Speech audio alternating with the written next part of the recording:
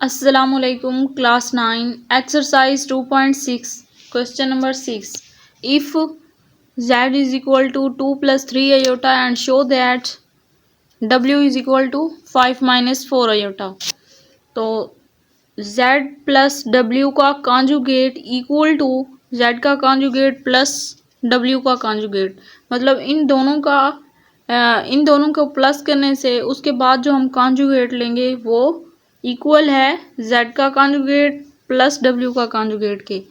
तो चलें सोल्व करते हैं। ये z की वैल्यू है एंड ये w की वैल्यू है। z प्लस w पहले सोल्व करते हैं तो ये z वाला सेट पहले आएगा 2 प्लस 3 आयोटा प्लस के बाद फिर 5 माइनस 4 आयोटा। 2 प्लस 5 7 आयोटा वाले को आयोटा वाले के साथ सोल्व करेंगे। 3 प्लस का है और 4 माइनस का है तो माइनस का आयोटा बचेगा। तो यहाँ पे 7 माइनस आयोटा आ गया। लेफ्ट हैंड साइड पे z प्लस w का कॉन्जुगेट ले रहे हैं तो इनका कॉन्जुगेट लेते हुए जब 7 माइनस आयोटा का कॉन्जुगेट लिया तो ये आ गया 7 प्लस आयोटा। ये लेफ्ट हैंड साइड है। राइट हैंड साइड में z का कॉन्जुगेट प्लस w का कॉन्जुगेट, ये देखें z का कॉन्जुगेट प्लस w का कॉन्जुगेट है। ये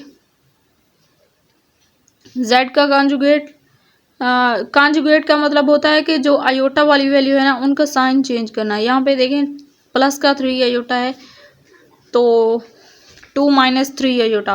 रियल नंबर वाले डिजिट को छेड़ना नहीं है, उसका साइन नहीं चेंज करना, सिर्फ आयोटा वाले कोफिशिएंट की वैल्यू साइन को चेंज करना है कॉन्जुगेट में।